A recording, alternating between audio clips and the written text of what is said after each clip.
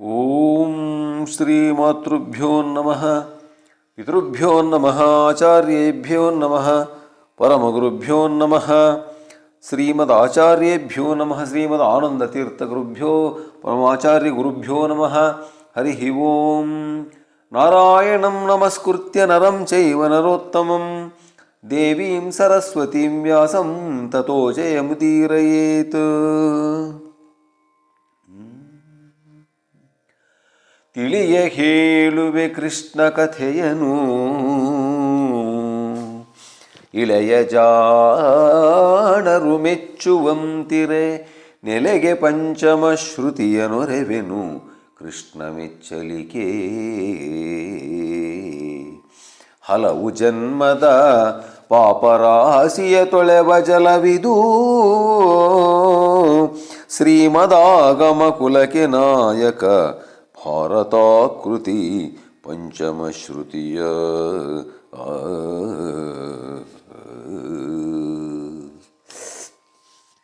ನನ್ನ ಆತ್ಮೀಯ ಅಧ್ಯಾತ್ಮ ಬಂಧುಗಳೇ, ಕುಮಾರವ್ಯಾಸ ಭಾರತದ ಉದ್ಯೋಗ ಪರ್ವದ ಸನತ್ ಸುಜಾತ ನೀತಿಯನ್ನು ನಾವು ಮುಂದುವರಿಸ್ತಾ ಹೋಗೋಣ.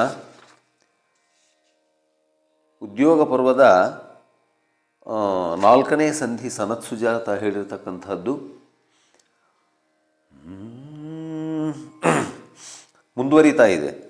ಸ್ವರ್ಗವ್ಯಾವುದು ನರಕವ್ಯಾವುದು, ವಿಗ್ರಹದಲಹ ಸಿದ್ಧಿಯಾವುದು, ಅದನ್ನು ಗ್ರಹಿಸಲೇನಹುದು ಪಾತ್ರ ಪಾತ್ರದಿಂದೇನೋ. ಉಗ್ರವಾವುದು ದೈವದೊಳಗೆ ಸಮಗ್ರವಾವುದು, ಧರ್ಮದೊಳಗೆ ಅವ್ಯಗ್ರದಿಂದುಪದೇಶಿಸಲು ಬೇಕೆಂದನಾ ಭೂಪ.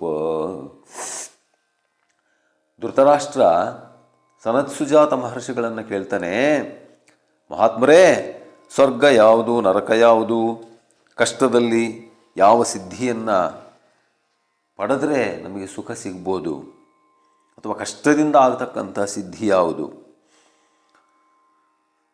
ಪಾತ್ರ ಅಂದರೆ ಏನು, ಅದರಿಂದ ಆಗತಕ್ಕಂಥ ಒಳ್ಳೆಯದು ಏನು, ಕೆಟ್ಟದ್ದೇನು, ಉಗ್ರವಾವುದು ದೈವದೊಳಗೆ, ಸಮಗ್ರವಾವುದು ಧರ್ಮದೊಳಗೆ, ದೈವದಲ್ಲಿ ಉಗ್ರ ಯಾವುದು, ಧರ್ಮದಲ್ಲಿ ಸಮಗ್ರ ಯಾವುದು, ಎಲ್ಲವನ್ನ ಹೇಳಬೇಕು ಅಂತ ಕೇಳಿದರೆ ಅವಾಗ ಹೇಳ್ತಾನಂತೆ ಸನತ್ ಸುಜಾತ ಮಹರ್ಷಿಗಳು ಹೇಳ್ತಾರೆ, ಅಪಾದ ಧೃತರಾಷ್ಟ್ರ, ಸುಲಭನತಿ ಸಾಹಿತ್ಯ ಮಂಗಳ ನಿಳಯನು, ಅಗಣಿತ ಮಹಿಮನು ಅನ್ವಯ ತಿಲಕನು, ಅನುಪಮಚರಿತ ದೈವಾಪರನು ಪುಣ್ಯನಿಧಿ, ಕುಲಯುತನು ಕೋವಿದನು ಕರುಣಾ ಜಲಧಿ ಕೌತುಕ, ಯುಕ್ತಿವಿದನೆಂದಿಳೆ ಹೊಗಳುತ್ತಿರಲದುವೇ ಕೇಳೈ ಸ್ವರ್ಗತಾನಿಂದ. ಒಬ್ಬ ವ್ಯಕ್ತಿಗೆ ಸ್ವರ್ಗ ನರಕ ಅನ್ನತಕ್ಕಂಥವು ನಾವು ಇವೆ ಅಂತ ಹೇಳ್ತೀವಾದರೂ ಕೂಡ ಅವೆಲ್ಲವನ್ನೂ ಕೂಡ ನಾವು ಭೂಮಿಯಲ್ಲೇ ಅನುಭವಿಸ್ತೀವಿ ಅಂತಕ್ಕಂಥ ಅರ್ಥವನ್ನು ಸನತ್ ಸುಜಾತ ಮಹರ್ಷಿಗಳು ಹೇಳ್ತಾ ಇದ್ದಾರಂತೆ. ಒಬ್ಬ ವ್ಯಕ್ತಿಗೆ ನನಗೆ ಸ್ವರ್ಗ ಸಿಕ್ಕಿದಂತಾಗಿದೆ ಅಂದರೆ ಏನರ್ಥ? ಸುಲಭನಾಗಿರ್ತಕ್ಕಂಥವನು, ಸಾಹಿತ್ಯ ಮಂಗಳನಾಗಿರ್ತಕ್ಕಂಥವನು, ಮಂಗಳ ನಿಳೆಯನಾಗಿರ್ತಕ್ಕಂಥವನು, ಅಗಣಿತ ಮಹಿಮನಾಗಿರ್ತಕ್ಕಂಥವನು, ಎಲ್ಲ ಒಂದು ಅನ್ವಯಗಳಿಗೂ ತಿಲಕನಾಗಿರ್ತಕ್ಕಂಥವನು, ಪರಮಚರಿತನಾಗಿರ್ತಕ್ಕಂಥವನು, ದೈವಾಪರನಾಗಿರ್ತಕ್ಕಂಥವನು, ಪುಣ್ಯನಿಧಿಯಾಗಿರ್ತಕ್ಕಂಥವನು, ಕುಲಯುತನು ಕೋವಿದನು ಕರುಣಾ ಜಲಧಿ, ಕರುಣೆಯುಳ್ಳ ಒಬ್ಬ ವ್ಯಕ್ತಿ, ಕೌತುಕಯುಕ್ತನು, ಅವನನ್ನು ಜನ ಹೊಗಳ್ತಾ ಇದ್ದರೆ, ಇಂಥವನಪ್ಪ ನೀನು ಪುಣ್ಯಾತ್ಮ ಅಂತ ಹೊಗಳ್ತಿದ್ರೆ ಅದಕ್ಕಿಂತ ಸ್ವರ್ಗ ಇನ್ಯಾವುದಯ್ಯ. ನರಕ ಅಂದರೆ ಏನು? ಪಾತಕನು ಪತಿತನು ಕೃತಘ್ನನು ಘಾತಕನು ಮರ್ಮನು ದುರಾಢ್ಯನು ಅಭೀತಕನು ದೋಷಕನು ದುರ್ಜನನು ಅಪ್ರಯೋಜಕನು ನೀತಿಹೀನನು ಜಾತಿ ಧರ್ಮ ಸಮೇತ ದೈವದ್ರೋಹಿ ಎಂಬುದ ಭೂತಳದೊಳೆ ನರಕ ಚಿತ್ತೈಸೆಂದನ ಮುನಿಪ. ಅವನಿದ್ರೂ ಪ್ರಯೋಜನ ಇಲ್ಲ, ಭೂಮಿಯಲ್ಲಿ ಅವನಿಗೆ ನರಕ. ಯಾರವನು? ಪಾತಕ, ಪತಿತ, ಕೃತಜ್ಞ ಬೇರೆ, ಕೃತಘ್ನ ಬೇರೆ. ಕೃತಜ್ಞ ಅಂದರೆ ಅಪಕಾರ ಮಾಡಿರ್ತಕ್ಕಂಥವನಿಗೂ ಉಪಕಾರ ಮಾಡೋನು. ಕೃತಘ್ನ ಅಂದರೆ ಉಪಕಾರ ಮಾಡಿದವನಿಗೆ ಅಪಕಾರ ಮಾಡೋನು. ಭೀತಕನು ದೂಷಕನು ದುರ್ಜನನು ಅಪ್ರಯೋಜಕನು ನೀತಿಹೀನನು. ಸುಲಭವಾಗಿ ಅರ್ಥ ಆಗುತ್ತೆ. ಜಾತಿ ಧರ್ಮ ಸಮೇತ ದೈವದ್ರೋಹಿ ಆಗಿರ್ತಕ್ಕಂಥವನು. ಬರೀ ಜಾತಿ ಧರ್ಮ ಕುಲ ಅಂದ್ಕಂಡು ಸಾಯ್ತಿರ್ತಾನಲ್ಲ ಅವನು.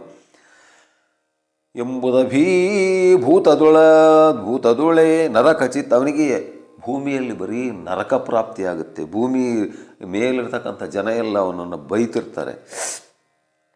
ಗರುಡ ಪಂಚಾಕ್ಷರಿಗಳಲ್ಲದೆ ಗರಳ ಭಯವಡುವುದೇ. ಗರುಡ ಪಂಚಾಕ್ಷರಿ ಮಂತ್ರದಿಂದ ಯಾವ ರೀತಿ ವಿಷ ತೊಲಗುತ್ತೋ ಆ ರೀತಿ ವಿಷ್ಣು ಸ್ಮರಣೆಯಲ್ಲದೆ ಮಹಾಪಾತಕಕ್ಕೆ ಕಡೆಯಹುದೇ. ಎಂಥ ಭಯಂಕರವಾಗಿರತಕ್ಕಂಥ ಪಾತಕಕ್ಕೂ ಕೂಡ ವಿಷ್ಣು ಸ್ಮರಣೆ ರಾಮಬಾಣ. ಹಿರಿದು ಸಂಸಾರಾಂಬುದಿಯನುತ್ತರಿಸುವಡೇ ಗುರುಮುಖದೊಳಲ್ಲದೆ ನಿರತಿಶೇವಿನ್ನಾವುದೈ ಹೇಳಿಂದನ ಭೂಪ. ಸಂಸಾರ ಜಲಧಿಯನ್ನು ನಾವು ಉತ್ತರಿಸಬೇಕಾದ್ರೆ ಅಥವಾ ದಾಟಬೇಕಾದ್ರೆ ಸಮುದ್ರವನ್ನು, ಸಂಸಾರ ಅನ್ನತಕ್ಕಂಥ ಸಮುದ್ರವನ್ನು, ಸಂಸಾರೇ ಕ್ಷಯಸಾಗರೇ ಪ್ರಕೃತಿದೋ ಗಾದೆ ಸದಾದಿಸ್ತಾರೆ ಅಂತ ಹೇಳ್ತೀವಿ ನಾವು ವಿಷ್ಣು ಸಹಸ್ರನಾಮದಲ್ಲಿ. ಆ ರೀತಿ ಸಂಸಾರವನ್ನು ದಾಟಬೇಕಾದ್ರೆ ಇವರು ಯಾವುದು ರಾಘವೇಂದ್ರ ಗುರುಗಳ ಸ್ತೋತ್ರದಲ್ಲಿ ಹೇಳ್ತೀವಿ, ಸಂಸಾರೇ ಕ್ಷಯಸಾಗರೇ ಪ್ರಕೃತಿದೋ ಗಾದೆ ಸದಾದಿಸ್ತಾರೆ ಅಂತ ಹೇಳಿಬಿಟ್ಟು. ಆ ರೀತಿ ಪುಣ್ಯಾತ್ಮರ ಆ ಸಂಸಾರ ಜಲಧಿಯನ್ನು ದಾಟಿಸ್ಬೇಕಾದರೆ ವಿಷ್ಣುನಾಮ ಒಂದೇ ಶ್ರೇಷ್ಠ. ಭಾವಮೂಲೋನ ಬಾಹ್ಯಮುನಂದುನು ಗೋವಿಂದ ಗೋವಿಂದ అని పలుకవో మనసా ಭಾವಮೂಲೋನ ಬಾಹ್ಯಮುನಂದುನು. ಒಳಗೆ ಹೊರಗೆ 24 ಗಂಟೆ ವಿಷ್ಣುವಿನ ಸ್ಮರಣೆನೇ ಮಾಡ್ತಾ ಇರಬೇಕು. ಆವಾಗ ಸಂಸಾರ ಭಯವನ್ನು ದಾಟಬೋದು ಅಂತ ಹೇಳ್ತಿದ್ದಾರಂತೆ ಮಹರ್ಷಿಗಳು. ತನ್ನ ಮನೆಯಲ್ಲಿ ಮೂರ್ಖನತಿ ಸಂಪನ್ನ ಪೂಜ್ಯನು. ಅವನ ಮನೆಯಲ್ಲಿ ಮೂರ್ಖನಾದರೂ ಅವನೇ ಪೂಜ್ಯ. ಭೂಮಿ ಪಾಲನು ತನ್ನ ದೇಶದೊಳಧಿಕ, ಮಹಾರಾಜ ಅವರ ದೇಶದಲ್ಲಿ ಅಧಿಕ. ಸ್ವಗ್ರಾಮದಲ್ಲಿ ಪ್ರಭುಪುರು ಪೂಜ್ಯ, ಸ್ವಗ್ರಾಮದಲ್ಲಿ ತಾನಿರತಕ್ಕಂಥ ಗ್ರಾಮದಲ್ಲಿ ಪ್ರಭು ಅಂದರೆ ಒಬ್ಬ ನಾಯಕ, ಅವನೇ ಪೂಜ್ಯ, ಅವನಿಗೆ ಎಲ್ಲ ಬೆಲೆ ಕೊಡ್ತಾರೆ. ಭಿನ್ನವಿಲ್ಲದೆ ಹೋದ ಠಾವಿನೊಳನ್ಯವೆನಿಸದೆ ವಿಶ್ವದೊಳು ಸಂಪನ್ನ ಪೂಜಾಪಾತ್ರರೈ ವಿದ್ವಾಂಸರುಗಳಿಂದ. ಆದರೆ ವಿದ್ವಾಂಸರು ಎಲ್ಲ ಕಡೆನೂ ಪೂಜ್ಯರಾಗಿರ್ತಕ್ಕಂಥವರು. ಸ್ವದೇಶೇ ಪೂಜ್ಯತೆ ರಾಜ ವಿದ್ವಾನ್ ಸರ್ವತ್ರ ಪೂಜ್ಯತೆ ಅಂತ ಕಾಳಿದಾಸ ಒಂದ್ಸಾರಿ ಭೋಜರಾಜನಿಗೆ ಹೇಳ್ತಾನೆ. ಭೋಜರಾಜ, ವಿದ್ವತ್ವಂಚ ನೃಪತ್ವಂಚ ನೈವ ತುಲ್ಯಂ ಕದಾಚನ, ಸ್ವದೇಶೇ ಪೂಜ್ಯತೆ ರಾಜ ವಿದ್ವಾನ್ ಸರ್ವತ್ರ ಪೂಜ್ಯತೆ. ಸ್ವದೇಶದಲ್ಲಿ ಮಾತ್ರ ಮಹಾರಾಜನಿಗೆ ಬೆಲೆ, ವಿದ್ವಾಂಸನಿಗೆ ಇಡೀ ಪ್ರಪಂಚನೇ ಬೆಲೆ ಕೊಡುತ್ತೆ ಅಂತಕ್ಕಂಥ ಮಾತಿದು. ಚೋರನನು ಕಂಟಕನ ಹಿಸುಣನ ಜಾರನನು ಷಂಡನನು ಸಮಯ ವಿಕಾರ ಭೇದಿಯನು. ಅನಂತಿವರುಗಳನ್ನು ಕಂಡು ಮನ್ನಿಸದೆ ದೂರದಲ್ಲಿ ವರ್ಜಿಪುದು. ಬಹಿಷ್ಕಾರಿಗಳು ಸರ್ವಕ್ಕಿವರುಗಳು ಸಾರಿದುದು ಸರ್ವೇಶ್ವರನ ಮತವರ ಸಾ ಕೇಳಿಂದ. ಎಂಥ ಮಾತು ಹೇಳ್ತಿದ್ದಾನೆ. ಯಾರ್ಯಾರನ್ನು ದೂರ ಇಡಬೇಕು ನಾವು? ಚೋರನ್ನು ದೂರ ಇಡಬೇಕು, ಕಂಟಕನನ್ನು ದೂರ ಇಡಬೇಕು, ಹಿಸುಣನನ್ನ, ಜಾರನನ್ನ, ಷಂಡನನ್ನ ಇವರ ಹತ್ರಕ್ಕೆ ಹೋಗಬಾರ್ದು, ಅವ್ರನ್ನ ಕೆಟ್ಟವರು ಅನ್ನಬಾರ್ದು. ಆದರೆ ನಾವು ಸುಮ್ಮನೆ ಮಾತಾಡಿಸ್ಕೊಂಡು ಹೋಗ್ಬೇಕಪ್ಪ, ಆವಾಗ ಅವನಿಗೆ ಒಂದು ಬೆಲೆ ಸಿಗುತ್ತೆ ಪ್ರಪಂಚದಲ್ಲಿ ಅಂತಕ್ಕಂಥ ಮಾತನ್ನು ಹೇಳ್ತಾ ಇದ್ದಾನೆ. ಧನವನುಳ್ಳ ಮಹಾತ್ಮನಾವನ ನೆನೆದೊಡೆದು ಕೈಸಾರುವುದು, ನೆನೆದೊಡೆದು ಕೈಸಾರುವುದು. ಧನವನುಳ್ಳ ಮಹಾತ್ಮನಾವದ ನೆನೆದೊಡೆದು ಕೈಸಾರುವುದು. ದುಡ್ಡಿದ್ದೋನೇ ದೊಡ್ಡಪ್ಪ ಅಂತ ಹೇಳ್ತಾರಲ್ಲ, ಆ ರೀತಿ ಹೆಣ ಕೂಡ ಬಾಯಿ ಬಿಡುತ್ತಂತೆ. ಹಣ ಅಂದರೆ ಹಾಗೆ ಯಾವನ ಹತ್ರ ದುಡ್ಡಿರುತ್ತೋ ಅವನಿಗೇ ಪ್ರಪಂಚದಲ್ಲಿ ಬೆಲೆ ಸಿಗುತ್ತೆ. ನಿರ್ಧನಿಕ ಬಯಸಿದ ಬಯಕೆ ಬಯಲಹುದಲ್ಲದೆ. ನಿರ್ಧನಿಕ ಪಾಪ ಬಡವ ಏನು ಹೇಳಿದರೂ ನಡೆಯಲ್ಲ. ಬೇರೆ ಧನಿಕನಂತೆ ಸಮಸ್ತ ಸುಖ ಸಂಜನಿಸುವುದೇ ಸರ್ವಕ್ಕೆ ಸಾಧನ ಧನವದಲ್ಲದೆ ಭುವನದುಳು ಅನ್ಯತ್ರ ಗತಿ ಇಲ್ಲಿಂದ. ದುಡ್ಡೇ ಬೇಕು ಪ್ರಪಂಚದಲ್ಲಿ, ದುಡ್ಡಿನ ಬಿಟ್ಟರೆ ಪ್ರಯೋಜನವೇ ಇಲ್ಲ. ಹೇಳ್ತಾನಂತೆ, ಮಾಡುವುದು ಧರ್ಮವನು ಸುಜನರ ಕೂಡುವುದು ಪರಪೀಡೆ ಎಂಬುದನ್ನು ಮಾಡಬಾರದು. ಕರಣ ಮೂರರೊಳು ಅಲ್ಲದಾಟವನು ಆಡಲಾಗದು, ದಸ್ಯು ಜನವನು ಕೂಡಲಾಗದು. ಇದೆಂಬ ಮಾರ್ಗವನ್ನು ನೋಡಿ ನಡೆಯುವುದು ತನಗೆ ಪರಮ ಸ್ವಾರ್ಥಕರವೆಂದ. ಒಬ್ಬ ಮನುಷ್ಯ ಯಾವುದರಲ್ಲಿ ಸ್ವಾರ್ಥಿಯಾಗಬೇಕು? ಧರ್ಮವನ್ನು ಮಾಡುವುದರಲ್ಲಿ ಸ್ವಾರ್ಥಿಯಾಗಬೇಕು, ಸುಜನರ ಸಂಘವನ್ನು ಮಾಡುವುದರಲ್ಲಿ ಸ್ವಾರ್ಥಿಯಾಗಬೇಕು, ಪರಪೀಡಿಯನ್ನು ಮಾಡದೇ ಇರೋ ಗುಂಪನ್ನು ಸೇರಬೇಕು, ಕರಣ ಮೂರನ್ನು ಯಾಕೆಂದರೆ ಕರಣ ಮೂರು ಇಲ್ಲದೆ ಇದ್ದರೆ ನಮ್ಮ ಆಟನೇ ನಡೆಯಲ್ಲ ಅಂತಾರೆ ಸುಜಾತ ಮಹರ್ಷಿಗಳು. ಮನಸ್ಸು, ಬುದ್ಧಿ, ಅಹಂಕಾರ, ನಾವೇನೇ ಕೆಲಸ ಮಾಡಿದರೂ ಕೂಡ ಈ ಮೂರು ಕರಣಗಳು ಕೆಲಸ ಮಾಡೇ ಮಾಡ್ತವೆ. ಇವು ಬಿಟ್ಟು ನಾವೇನು ಆಟ ಆಡೋಕ್ಕಾಗಲ್ಲ, ಅದರಲ್ಲಿರಬೇಕು. ಆದರೆ ಕೆಲವು ಟೈಮ್ನಲ್ಲಿ ನಾವು ಅವುಗಳನ್ನು ಮೀರಿ ನಡಿಬೇಕು. ದಸ್ಯು ಜನವನ್ನು ಕೂಡಲಾಗದು. ದಸ್ಯು ಜನ ಅಂದರೆ ಕೆಲಸಕ್ಕೆ ಬರದೇ ಇರತಕ್ಕಂಥವ್ರನ್ನ ನಾವು ಕೂಡಬಾರ್ದು. ಎಂಬ ಮಾರ್ಗವ ನೋಡಿ ನಡೆಯುವುದು ತನಗೆ ಪರಮ ಸ್ವಾರ್ಥಕರವಿಂದ. ಇಂಥ ಮಾರ್ಗವನ್ನು ನೋಡಿ ನಡಿಬೇಕು. ಅವಾಗೇ ಒಬ್ಬ ಮನುಷ್ಯ ಒಳ್ಳೆಯ ಸ್ವಾರ್ಥಿ ಅನ್ನಿಸ್ತಾನೆ. ಸ್ವಾರ್ಥ ಇದರಲ್ಲಿರಬೇಕು, ಪ್ರತಿಯೊಂದರಲ್ಲೂ ಇರಬಾರದು. ಧರ್ಮದ ಆಧಾರದಲ್ಲಿ ಹುದು ಜಗಕ್ಕೆ ಪ್ರಪಂಚ ನಡಿಬೇಕು ಅಂದರೆ ಧರ್ಮನೇ ಆಧಾರ. ಧರ್ಮ ಉಳ್ಳವನನ್ನು ಆಶ್ರಯಿಸುವುದು. ಧರ್ಮ ಯಾರ ಹತ್ರ ಇದೆಯೋ ಅದನ್ನು ಆಶ್ರಯ ಮಾಡಬೇಕು. ಧರ್ಮವೇ ನೂಕುವುದು ಜನ್ಮಾಂತರದ ಪಾತಕವ. ಜನ್ಮಾಂತರದ ಪಾತಕವನ್ನು ಧರ್ಮನೇ ನೂಕುತ್ತೆ, ಸುಟ್ಟಾಕುತ್ತೆ. ಧರ್ಮವೇ ಸರ್ವ ಪ್ರತಿಷ್ಠಿತ ಧರ್ಮವೆಂಬುದು ಪರಮ ಪರವಾ ಧರ್ಮವನ್ನು ಬಿಟ್ಟಿಹುದು ಬದುಕಲ್ಲರ ಸಾಕಿಳಿಂದ. ಧರ್ಮ ಬಿಟ್ಟಿರೋದ ಅದು ಮನುಷ್ಯತ್ವನೇ ಅಲ್ಲಯ್ಯ. ಮನುಷ್ಯ ಬೇರೆ ಅಲ್ಲ, ಧರ್ಮ ಬೇರೆ ಅಲ್ಲ. ಪರಿಪರ್ಯ ಯಜ್ಞವನ್ನು ವಿರಚಿಸಿ ಸುರಪತಿಯ ಸಂತುಷ್ಟಿಪಡಿಸಲು ಸುರಿವನವ ಸಂಪೂರ್ಣವಾಗಿ ಸುವೃಷ್ಟಿಯನು ಜಗಕ್ಕೆ. ಯಜ್ಞಯಾಗಾದಿಗಳಿಂದ ಧರ್ಮರಾಜನನ್ನು ಯಾರನ್ನ ದೇವೇಂದ್ರನನ್ನು ಸಂತುಷ್ಟಿಪಡಿಸಿದರೆ ಅವನು ಪ್ರಪಂಚಕ್ಕೆ ಮಳೆ ಬೆಳೆಯನ್ನು ಕೊಟ್ಟು ಸುಭಿಕ್ಷವಾಗಿರಿಸ್ತಾನೆ. ಹರಿಹಯನು ಸಸ್ಯಾಧಿಕಂಗಳ ಹೊರೆಯಲೋ ಸುಗ ಮೈಗೆ ಮೈಯಾಗಿ ಹನು ಭುವನದ್ವಯದೊಳು ಅವನೀಶ ಕೇಳಿಂದ. ಇದೇ ರೀತಿ ಸೂರ್ಯನು ಕೂಡ ಅಷ್ಟೇ, ಬೆಳೆಗಳನ್ನು ಬೆಳೆದುಬಿಟ್ಟು ನಮ್ಮನ್ನೆಲ್ಲ ಪೋಷಿಸ್ತಾನೆ. ಮಳೆ ಬೆಳೆ ಇಲ್ಲದೆ ಇದ್ದರೆ ಏನು ಪ್ರಯೋಜನ ಇಲ್ಲ. ಆದ್ದರಿಂದ ಯಜ್ಞಯಾಗಾದಿಗಳನ್ನು ಮಾಡಬೇಕು. ಒಂದು ಕಡೆ ದೇವೇಂದ್ರ ಸಂತುಷ್ಟನಾಗ್ತಾನೆ, ಇನ್ನೊಂದು ಕಡೆ ಸೂರ್ಯ ಸಂತುಷ್ಟನಾಗ್ತಾನೆ. ಏಕೆಂದರೆ ಆರೋಗ್ಯಕ್ಕೆ ಮೂಲನೇ ಸೂರ್ಯ. ವೈಜ್ಞಾನಿಕವಾಗಿ ನಾವು ತಿಳ್ಕೊಂತಿರ್ತೀವಿ, ಸೂರ್ಯನಿಲ್ಲದೆ ಯಾವುದೇ ಸಸ್ಯಗಳು ಬೆಳೆಯಲ್ಲ, ಆಹಾರ ಉತ್ಪತ್ತಿನೂ ಮಾಡಲ್ಲ, ವಿಟಮಿನ್ ಡಿ ಬೇರೆ ಸಿಗುತ್ತೆ. ಹಾಗಾಗಿ ನಾವು ಸೂರ್ಯನನ್ನು ಸಂತುಷ್ಟಿಪಡಿಸಬೇಕು. ಒಂದು ಕಡೆ ದೇವತೆಗಳ ಅಧಿಪತಿಯಾಗಿರತಕ್ಕಂಥ ದೇವೇಂದ್ರನನ್ನು ಯಜ್ಞಯಾಗಾದಿಗಳಿಂದ ಸಂತುಷ್ಟಿಪಡಿಸಿದರೆ ಮಾತ್ರನೇ ಸಾಧ್ಯ, ಇಲ್ಲ ಅಂದರೆ ಸಾಧ್ಯ ಇಲ್ಲ. ಜ್ಞಾತವಾವುದು ಅಜ್ಞಾತವಾವುದು, ನೀತಿ ಯಾವುದು ಅನೀತಿ ಯಾವುದು, ದ್ವೈತವಾವುದು ಅದ್ವೈತವಾವುದು, ವೈದಿಕಾಂಗದಲ್ಲಿ ಖ್ಯಾತ ವಿದ್ಯಾವುದು ಅಖ್ಯಾತವಾವುದು, ಜಾತಿ ಯಾವುದು ಜಾತಿ ಯಾವುದು, ಭೂತಳದಳವನೀಶಾ ಚಿತ್ತೈಸಿಂದ ಮುನಿಪ. ಯಾಕಯ್ಯ ಒದ್ದಾಡ್ತಿದ್ದೀರಿ ಭೂಮಿ ಮೇಲೆ? ನಾವೆಲ್ಲ ಏನು ಮಾಡ್ತಿದ್ದೀವಿ? ಜ್ಞಾತ ಅಂದರೆ ಕಾಣಿಸೋದು, ಅಜ್ಞಾತ ಅಂದರೆ ಕಾಣಿಸದೇ ಇರೋದು. ಕಾಣಿಸೋದು ಯಾವುದು, ಕಾಣಿಸದೇ ಇರೋದು ಯಾವುದು? ನೀತಿ ಯಾವುದು, ಅನೀತಿ ಯಾವುದು? ದ್ವೈತ ಯಾವುದು, ಅದ್ವೈತ ಯಾವುದು? ಖ್ಯಾತಿ ಯಾವುದು, ಅಖ್ಯಾತಿ ಯಾವುದು? ಜಾತಿ ಯಾವುದು, ಅಜಾತಿ ಯಾವುದು? ಇದರಲ್ಲಿ ಏನು ಡಿಫರೆನ್ಸ್ ಇದೆ, ಏನು ವ್ಯತ್ಯಾಸ ಇದೆ? ಇದರಲ್ಲಿ ವ್ಯತ್ಯಾಸವನ್ನು ಕಾಣತಕ್ಕಂಥವನೇ ಮನುಷ್ಯ. ಇದರಲ್ಲಿ ವ್ಯತ್ಯಾಸವನ್ನೇ ಕಾಣದೇ ಇರತಕ್ಕಂಥವನೇ ಮಹಾತ್ಮ.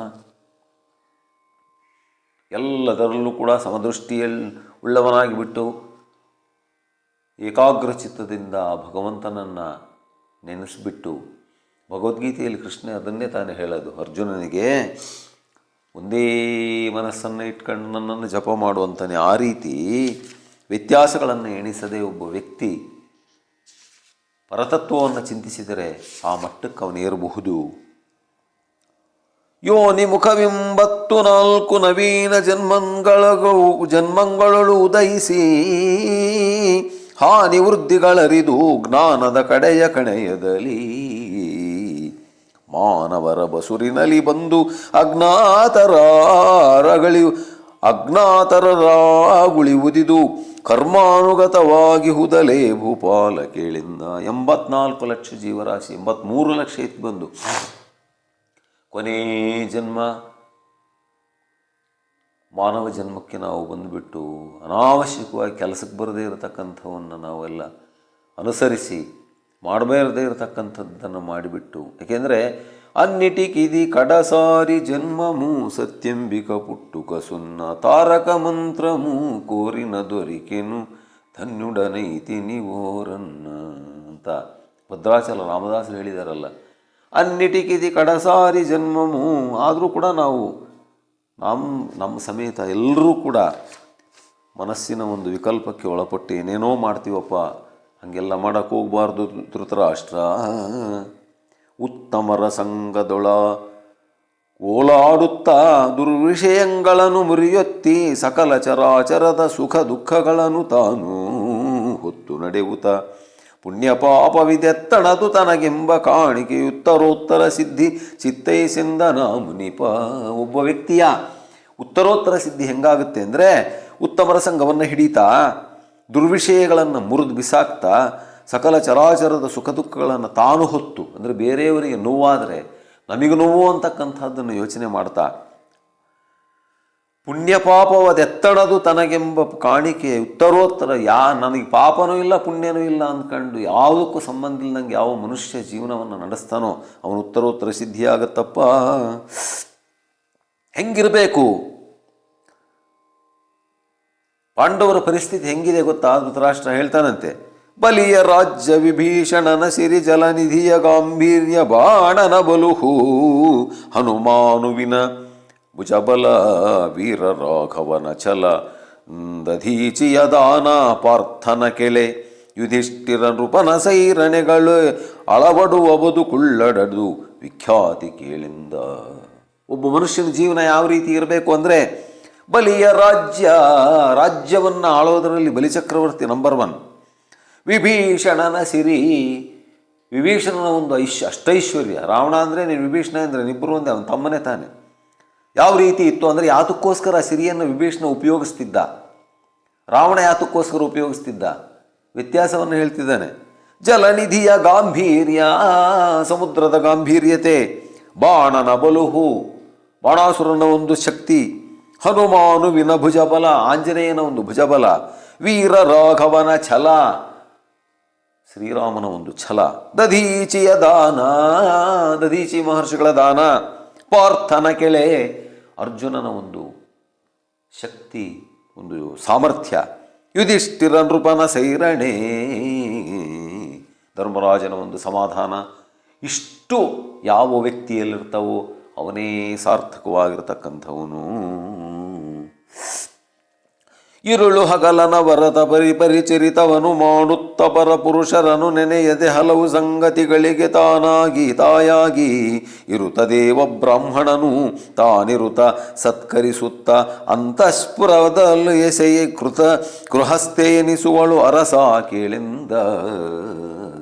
ಗೃಹಸ್ಥಳು ಹೇಗಿರಬೇಕು? ಒಬ್ಬ ಹೆಣ್ಣು ಮಗಳು ಯಾವ ರೀತಿ ಮನೆಯನ್ನು ನಡೆಸಬೇಕು?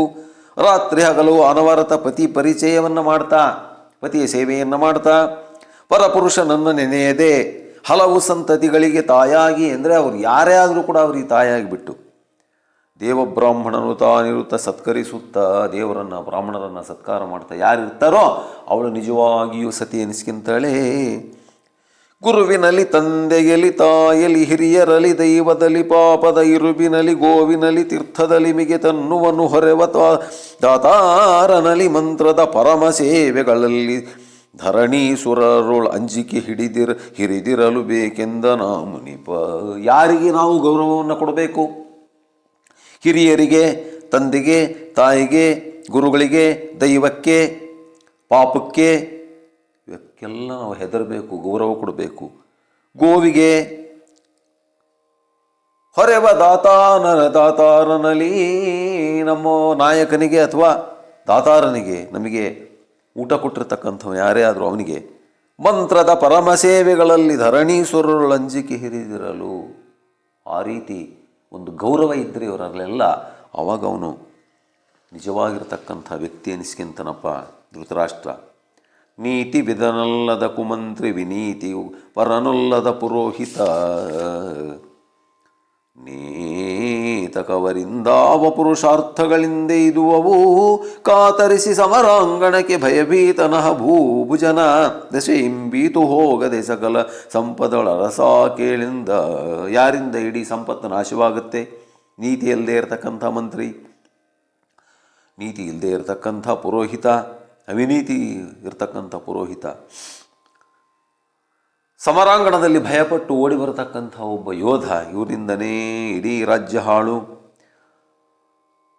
ಧರ್ಮವಾವುದು ಮೇಣು ಜಗದೊಳ ಧರ್ಮವಾವುದು ರಾಜಮಂತ್ರದ ಧರ್ಮವಾವುದು ಮಾರ್ಗವಾವುದು ಅಮಾರ್ಗಕ್ಕೆಂದೇನು ಅಮಾರ್ಗವೆಂದೇನು ಕರ್ಮವಾವುದು ವಿಧಿವಿಹಿತ ದುಷ್ಕರ್ಮವಾವುದು ಅದೆಂಬ ಭೇದವ ನಿರ್ಮಿಸಾ ಸಾಕೆಂದು ಭಿನ್ನ ಮಾಡಿದನು ಭೂಪ. ಧರ್ಮ ಯಾವುದು, ಅಧರ್ಮ ಯಾವುದು, ಮಾರ್ಗ ಯಾವುದು, ಅಮಾರ್ಗ ಯಾವುದು, ಇವೆಲ್ಲವನ್ನು ನೋಡಿ ನಾವು ನಡೀತಾ ಇರಬೇಕಪ್ಪ ಅಂತ ಹೇಳ್ತಾ ಇದ್ದಾನಂತೆ. ಗುರುಸುತನವೋಲಾಯು ನೀಲಾಂಬರನವೋಲ್ ಬಲ ದಶರಥನವೋಲ್ ಸಿರಿ ನತೀಜನವೋಲು ಶೌರ್ಯ ರಘುಪತಿಯವೋಲ್ ಅರಿವು ಅರಿವಿನಾಶನ ನಹುಶನವೋಲ್ ಐಶ್ವರ್ಯ ಮಾರುತಿಯವೋಲ್ ಗತಿ ಸಂವರಿಸುವುದು ಶಿವನೊಲಿದವರುಗಳು ಇಲ್ಲದಿಲ್ಲೆಂದ. ಈಶ್ವರನ ಒಂದು ಶಕ್ತಿ ಎಷ್ಟರ ಮಟ್ಟಿಗಿರುತ್ತೆ ಅಂತಕ್ಕಂಥದ್ದನ್ನು ಮಹರ್ಷಿಗಳು ಹೇಳ್ತಾ ಇದ್ದಾರಂತೆ ಧೃತರಾಷ್ಟ್ರನಿಗೆ. ಗುರುಸುತನವೋಲ್ ಆಯು, ಅಶ್ವತ್ಥಾಮನ ಒಂದು ಆಯುಷ್, ಯಾಕೆಂದರೆ ಚಿರಂಜೀವಿ. ನೀಲಾಂಬರನ ಓಲ್ ಬಲ, ಬಲರಾಮನ ಹಾಗೆ ಬಲ, ಬಲರಾಮನಂಥ ಬಲ ಯಾರಿಗೂ ಇಲ್ಲ. ದಶರಥನ ಓಲ್ ಸಿರಿ, ದಶರಥನ ಸಿರಿ ಯಾರಿಗೂ ಇಲ್ಲ. ನದಿ ಜನವೋಲ್ ಶೌರ್ಯ, ಭೀಷ್ಮಾಚಾರ್ಯರ ಒಂದು ಶೌರ್ಯ. ರಘುಪತಿಯ ಓಲ್ ಅರಿವಿನಾಶ, ಶ್ರೀರಾಮನಂತೆ ಶತ್ರುವನ್ನು ಸಂಹಾರ ಮಾಡತಕ್ಕಂಥ ಶಕ್ತಿ ಯಾವನಿಗೂ ಇಲ್ಲ. ಆ ರೀತಿ ಇರತಕ್ಕಂಥವರು. ನಹುಶನ ಓಲ್ ಐಶ್ವರ್ಯ, ನಹುಶನಂತೆ ಒಂದು ಐಶ್ವರ್ಯ. ಮಾರುತಿಯ ಓಲ್ ಗತಿ, ಅಂದರೆ ಮಾರುತಿ ಅಂದರೆ ಅಂಜನೇಯನ ಒಂದು ವೇಗ, ಅವನು ಚಲಿಸ್ತಕ್ಕಂಥ ವೇಗ, ಸಂವರಿಸುವುದು, ಇವೆಲ್ಲ ಪ್ರಖ್ಯಾತವಾಗಿರ್ತಕ್ಕಂಥವ್ರು. ಆದರೆ ಶಿವನ ಒಲಿದವರುಗಳಿಗಿಲ್ಲದಿಲ್ಲೆಂದು, ಈಶ್ವರ ಒಲಿದು ಬಿಟ್ಟರೆ ಇವರಿಗಿರ್ತಕ್ಕಂಥ ಎಲ್ಲ ಕ್ವಾಲಿಟೀಸು ಮನುಷ್ಯನಿಗೆ ಬಂದುಬಿಡ್ತಾವಂತೆ. ಅಂಥ ಒಂದು ಶಕ್ತಿ ಶಿವನಿಗಿದೆ ಅಂತ ಹೇಳ್ತಿದ್ದಾರೆ ಮಹರ್ಷಿಗಳು. ಶಿವನಂಥ ದೈವ ಪ್ರಪಂಚದಲ್ಲೇ ಇಲ್ಲ ಅಂತ ಹೇಳ್ತಿದ್ದಾರೆ. ಕ್ಷಿತಿಯ ಒಲು ಪಾವನತೆ ಕುರುಭೂಪತಿಯ ಓಲ್ ಅಭಿಮಾನ, ಲಕ್ಷ್ಮೀಪತಿಯ ಓಲ್ ಸತ್ಕೀರ್ತಿ, ವಿದುರನ ಓಲು ವಿಜ್ಞಾನ, ಕ್ಷಿತಿಯ ಓಲ್ ಸೈರಣೆ, ಸುಹೃತ್ ಸಂತತಿಯ ಓಲ್ ಪರಿಣಾಮ, ಕುಂತಿ ಸುತರ ಓಲ್ ಸತ್ಯಾಧಿಕರು ಲೋಕದೊಳಿಲ್ಲ ಗತಿ ಇಲ್ಲ ಇಂದ. ಕ್ಷಿತಿಯ ಓಲ್ ಪಾವನತೆ, ಭೂಮಿ ಭಾಳ ಪವಿತ್ರ, ಅಂಥ ಅಪಾವಿತ್ರತೆ. ಕುರುಭೂಪತಿಯಂಥ ಛಲ, ದುರ್ಯೋಧನನ ಛಲ. ಲಕ್ಷ್ಮೀಪತಿಯ ಓಲ್ ಪರಮಾತ್ಮನಂತೆ ಸತ್ಕೀರ್ತಿ, ವಿದುರನಂತೆ ವಿಜ್ಞಾನ, ವಿದುರನಲ್ಲಿರ್ತಕ್ಕಂಥ ವಿಜ್ಞಾನ ಯಾರಿಗೂ ಇಲ್ಲ. ಕ್ಷಿತಿಯ ಓಲ್ ಸೈರಣೆ, ಭೂಮಿಯಂತೆ ಸೈರಣೆ. ಈ ರೀತಿ ಇರೋ ಹಾಗೆ ಕುಂತಿ ಸುತರ ಓಲ್ ಸತ್ಯಾಧಿಕರು, ಕುಂತಿ ಈ ರೀತಿ ಇರೋ ಹಾಗೆ ಕುಂತಿ ಪುತ್ರನಂತೆ ಸತ್ಯ ಅಧಿಕರು, ಅವರಿಗಿರ್ತಕ್ಕಂಥ ಸತ್ಯ, ನ್ಯಾಯ, ನೀತಿ, ಧರ್ಮ ಯಾರಿಗಿಲ್ಲಪ್ಪ. ಅರುಹಬಾರದು ಮುಂದೆ ಬಹದಿನ ಬಿರಿಸು, ನೀನೆಚ್ಚೆತ್ತು ನಡೆ ಮರಿಯದಿರು ನಿನ್ನ ಆತ್ಮಜರವೈರಾನುಬಂಧದಲ್ಲಿ, ಬರಿದಹುದು ಬ್ರಹ್ಮಾಂಡ ನೀನದ ನರಿಯ ಮೇಲಣ ತಾಗುಬಾಗಿನ ಹೊರಿಗೆ ದೈವಾಧೀನವಾಗಿ ಹುದೆಂದ ನಾ ಮುನಿಪ. ಮುಂದೆ ಎಂಥ ಕಾಲ ಬರುತ್ತೋ ಗೊತ್ತಿಲ್ಲ ಧೃತರಾಷ್ಟ್ರ. ಪಾಂಡವರು ಸಾಮಾನ್ಯರಲ್ಲ, ಅವರನ್ನು ಮತ್ತೆ ಕರೆಸಿ ಧರ್ಮರಾಜನನ್ನು ಸಂಧಿಯನ್ನು ಮಾಡಿ ಅವರ ಭಾಗವನ್ನು ಅವ್ರಿಗೆ ಕೊಟ್ಟರೆ ನೀನು ಬದುಕ್ತೀಯ, ಇಲ್ಲ ಬಹಳ ಕಷ್ಟವಾಗುತ್ತೆ ಮುಂದೆ. ಇವಾಗಲೇ ನಾನು ಎಚ್ಚರಿಕೆ ಕೊಡ್ತಿದ್ದೀನಿ. ತೆರಹುಗೊಡದೆ ಧರಿತ್ರಿಯೊಳಗೀಡಿರಿದ ದೈತ್ಯ ಸಹಸ್ರಕೋಟಿಯ ನಿರಿದು ಭೂಭಾರವನಿಳುಹಿ ನಿರ್ಜರರ ದುಗುಡವನು ಹರಿದು ಹಾಯಿಕಿ ಭಕ್ತರನ್ನು ನೆರೆ ಮೆರೆಯಲೋಸುಗ ಜನಿಸಿದನು ಹರಿಯಲಾ ಶ್ರೀಕೃಷ್ಣರಾಯನು ಮನುಜನಲ್ಲಿ ಅದೇ ಕೃಷ್ಣ ಮನುಷ್ಯ ಅಂದ್ಕೊಂಡಿದ್ಯೇನು ತ್ಯಪರ ಹೇಳ್ತಾನೆ ಧೃತರಾಷ್ಟ್ರ. ಎಂತೆಂಥ ಮಹಾರಾಕ್ಷಸರನ್ನೇ ಕೊಂದಿರ್ತಕ್ಕಂಥ ಪರಮಾತ್ಮ ಪಾಂಡವರ ಕಡೆ ಇದ್ದಾನೋ. ನೀನು ಯೋಚನೆ ಮಾಡೋ, ನೀನು ಏನು ಗತಿ ಆಗ್ಬೋದು ನೀನು ಯೋಚನೆ ಮಾಡು. ದೈವಕ್ಕೆ ಎದುರಾಗಿ ನೀನು ನಿಲ್ತೀಯಾ? ಎಂಥೆಂಥ ಹಂಸ, ಡಿಬಿಕ, ಪ್ರೌಂಡ್ರಕ, ಬಕಾಸುರ ಇಂತಿಂಥ ಮಹಾರಾಕ್ಷಸರನ್ನು ಕೊಂದಿರತಕ್ಕಂಥ ಪರಮಾತ್ಮ ಅವ್ರ ಕಡೆ ಇದ್ದಾಗ ಅವರಿಗೇನೋ ಬಂದಿರೋದು. ಯೋಚನೆ ಮಾಡಪ್ಪ ಧೃತರಾಷ್ಟ್ರ. ಆತನ ಪಾಂಡವರ ಹರಿಭವನಾತು ಪರ್ಥನ ರಥಕ್ಕೆ ತಾನೇ ಸೂತನಾದನು ನಿಮಗೆ ಜಯವೆಲ್ಲಿಯದು ಭೂಪತಿಯೇ. ಇಂಥ ಪರಮಾತ್ಮ ತಾನೇ ನಿಂತು ಪಾಂಡವರ ಕಡೆ ಸಾರಥಿಯಾಗಿದ್ದಾನೆ ಅರ್ಜುನನಿಗೆ. ಮತ್ತೆ ಬಿಡ್ತಾನ ನಿಮ್ಮನ್ನು? ಯೋಚನೆ ಮಾಡು, ನಿನಗೆ ಜ್ಞಾನ ಇಲ್ಲಷ್ಟೇ. ಭೂತಳವನ್ನು ಒಪ್ಪಿಸುವುದು ಅಸುರಾರಾತಿಯನು ಹೊರ ಮರೆ ಹೊಕ್ಕು ಬದುಕುವುದು ಈ ತತುಕ್ಷಣವಲ್ಲದಿರ್ದೊಡೆ. ಪ್ರಯೋಜನ ಇಲ್ಲ. ಅವನನ್ನು ಸ್ಮರಣೆ ಮಾಡಿ ಅವನಿಗೆ ಕಾಲಿಗೆ ಬಿದ್ದು ನಮಸ್ಕಾರ ಮಾಡಿ ಅವನು ಹೇಳಿದ್ದು ಮಾಡಿದರೆ ಮಾತ್ರ ನೀವು ಬದುಕ್ತೀರಿ. ಜಲದಿಯೊಳು ದುಗ್ಧಾಬ್ಧಿ ತೀರ್ಥಾವಳಿಗಳೊಳು ನದಿ ಸುರನದಿ ಮುನೀಶ್ವರರೊಳಗೆ ವೇದವ್ಯಾಸನ ವ್ರತಿಗಳೊಳು ಹನುಮಂತ ಜಲರುಹಾಕ್ಷನೇ ದೈವದೊಳು ಕೇಳುಳಿದ ಧರಣಿ ಪಾಲರೊಳಗಗ್ಗಳ ಏನೈ ಧರ್ಮಜನಿದು ಚಿತ್ತೈಸೆಂದನ ಮುನಿಪ. ಸಮುದ್ರದಲ್ಲಿ ಕ್ಷೀರಾಬ್ಧಿ ದುಗ್ಧಾಬ್ಧಿ ಅಂದರೆ ಹಾಲಿನ ಸಮುದ್ರ, ತೀರ್ಥಾವಳಿಗಳಲ್ಲೂ ಸುರನದಿ ಗಂಗೆ, ಎಲ್ಲ ತೀರ್ಥಗಳಲ್ಲೂ ಗಂಗಾ ನದಿ, ಮುನೀಶ್ವರರಲ್ಲಿ ವೇದವ್ಯಾಸ, ವ್ರತಿಗಳಲ್ಲಿ ಹನುಮಂತ, ಜಲರುಹಾಕ್ಷನೇ ದೈವದಲ್ಲೂ ಪರಮಾತ್ಮನೇ ದೈವ ವಿಷ್ಣು. ಕೇಳು ಉಳಿದ ಧರಣೀಪಾಲರೊಳಗೆ ಎಲ್ಲ ಧರಣೀಪಾಲರನ್ನು ಹೋಲಿಸಿದರೆ ಧರ್ಮರಾಜನಂಥ ಧರಣೀಪಾಲ ಯಾವನೂ ಇಲ್ಲ. ಮತ್ತು ಅವನ ಹತ್ರ ಶತ್ರುತ್ವ ಕಟ್ಕೊಂಡಿದೆಯಲ್ಲ, ನಿನಗೇನು ಜ್ಞಾನ ಇದೆಯಾ? ಈ ರೀತಿ ಧರಣಿಪನ ಸಂತೈಸಿದನು, ಸಮಾಧಾನ ಮಾಡಿದನಂತೆ.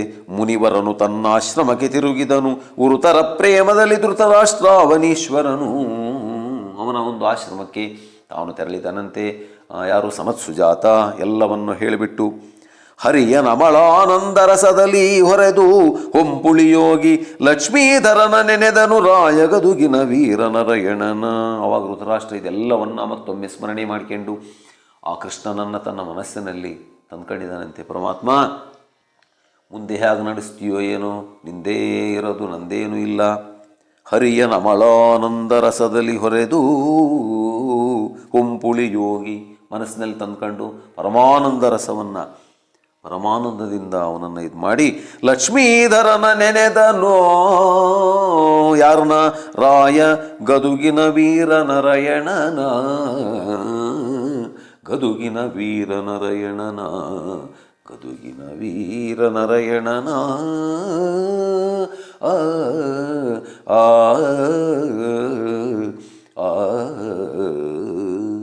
ಆ ಗದುಗಿನ ವೀರನಾರಾಯಣ ಸ್ವಾಮಿಯನ್ನು ಸ್ಮರಣೆ ಮಾಡ್ತಾ ಆರಾಮಾಗಿದ್ದಾನಂತೆ ಧೃತರಾಷ್ಟ್ರ ಅಂತಕ್ಕಂಥ ಈ ಒಂದು ಸಂಧಿಯನ್ನು ತಾವೆಲ್ಲರೂ ಕೂಡ ಕೇಳಿದರೆ ಇಲ್ಲಿಗೆ ಸನತ್ಸುಜಾತ ನೀತಿ ಮುಗೀತು. ಓಂ ಶ್ರೀ ಕೃಷ್ಣಾರ್ಪಣಮಸ್ತು.